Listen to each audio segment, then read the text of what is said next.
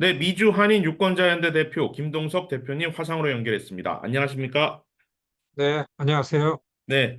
자, 지금 이번 한 주간, 지난주에 이제 연방 대법원이 이제 트럼프 전 대통령의 어떤 출마 자격 박탈에 대한 심리를 하겠다. 이렇게 지금 발표를 했습니다. 근데 지금 연방 대법원의 구성이 이제 보수 6대 진보 3으로 나눠진다라고 해서 트럼프 전 대통령에게 유리한 판결이 나올 것이다. 이런 얘기가 중론이었는데 조금 분위기가 좀 달라지는 면도 있는 것 같습니다. 아시다시피 보수 쪽의 판사들이라고 그러고 그렇다 하더라도 이런 분들이 중요하게 이념적으로 판결을 내는 거는 밸류 이슈에 있어서 가치, 네. 사회 문화적인 가치 이슈에 있어서 그렇게 하는 거지.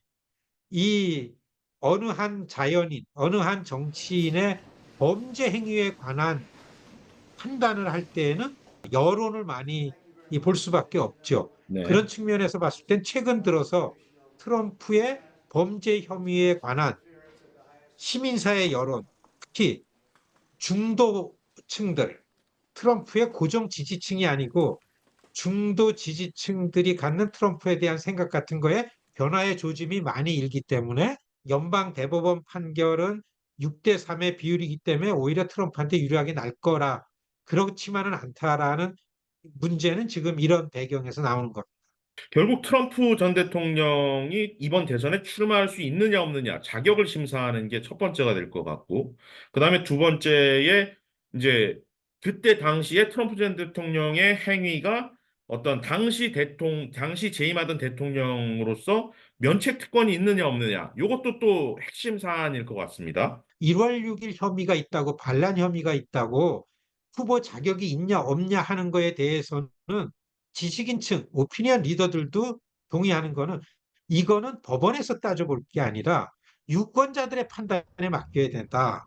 예. 네, 그렇기 때문에 일단 투표에 나가는 게 맞다라는 게 이제 여론입니다. 네, 네, 그렇기 때문에 웬만한 거는 이제는 직접 유권자들한테 물어보는 방향으로 가게 되기 때문에 이 부분이 지금 갖고 있는 반란 혐의가 구체적으로 트럼프 후보의 대통령 후보 자격에 구체적으로 뭘 줄 거라고 그렇게 예상되지는 않는 거죠. 네. 민주당은 이제 트럼프 전 대통령을 중심으로 이야기가 진행이 되고 있는 지금 상황.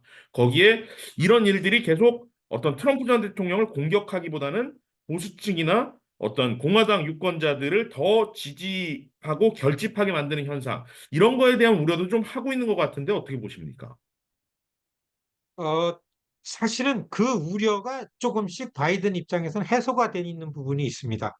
네. 선거 캠페인의 선수들은, 전문가들은 그 무관심보다는 너토리였으니까 무관심보다는 그 악행을 하면서도 주목을 받는 게 유리하다. 이런 얘기를 할 정도입니다. 이 트럼프가 그런 거죠. 선거판에서 여론의 중심에 서 있었던 전략은 트럼프가 성공적으로 유지해 왔는데 최근에 들어서 트럼프가 그러한 전략적으로 더 선정적인 발언을 막 했었습니다. 네. 이민자들이 미국의 피를 어떻게 한다더니 뭐 이 해충 이런 발언을 하니까 여론의 주목은 받았는데 상대 후보인 바이든이 공격을 하기 전에 너무나 기괴한 발언이니까 시민사회에서 대응을 해주는 겁니다. 네. 트럼프는 바이든하고서 공개적으로 붙기를 원했죠. 유권자들이 직접 상대를 하는 거예요. 이게 뭐야? 그런 거죠. 어떻게 그렇게? 그거는 너무했다. 그건 아니다. 이제 며칠 있으면 아이오와 커커스 시작하잖아요. 폴리티코에 한 달 동안 아이오와의 공화당 유권자를 심층 취재한 여론이 바뀌는 걸 보고 트럼프도 긴장을 했습니다.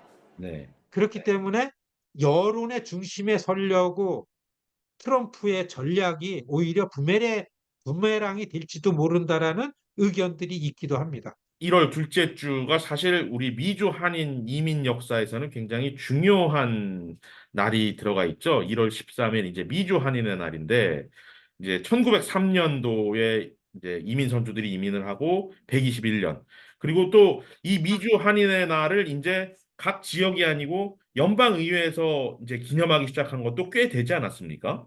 2005년 12월 달 연방의회에서 미국에 있는 한인들, 특히 LA 중심에 있는 한인들 중심이 돼서 꽤 오랫동안 준비해서 추진해 오던 일로 연방의회에서 매년 1월 13일은 코리안 아메리칸 데이로 정한다라는 상원 하원 결의안을 통과돼 가지고 그 후로 이제 우리가 매년 1월 13일을 미국에선 한인 이민의 날로 정하는 거죠. 한민족에게 개천절 같은 날이죠. 그런데 이 자리를 빌려가지고 시청자 여러분들과 나누고 싶은 얘기는 미국은 다인종 사회죠. 자기들의 뿌리를, 자기들의 공동체를 만들어 나가는 것은 스스로 우리들의 자발적인 일입니다. 네. 그런 측면에서 여기에 미국의 한인들이 어떻게 한인들의 삶이 어떻게 시작이 됐냐라는 역사를 만들어가고 매년 그날을 기념해서 우리 후대들에게 이러한 뿌리의 내용을 전달하는 것은 우리에게 있어서는 정말 매우 중요한 일이죠. 네. 그래서 여러분 1월 13일 자녀들한테 얘기해주고 각 지역마다 기념식 있으면 좀 참가를 하고 그리고 이민 선조들이 각고 면리하게 만들어 온 이만한 우리들의 토대를 우리 후세들이 잊지 않도록 잘 만들어 가도록 하는데 힘을 모으자. 1월 13일 우리가 되새겨야 할 내용이라고 이렇게 말씀드립니다. 네, 오늘 나와주셔서 감사합니다. 네, 고맙습니다.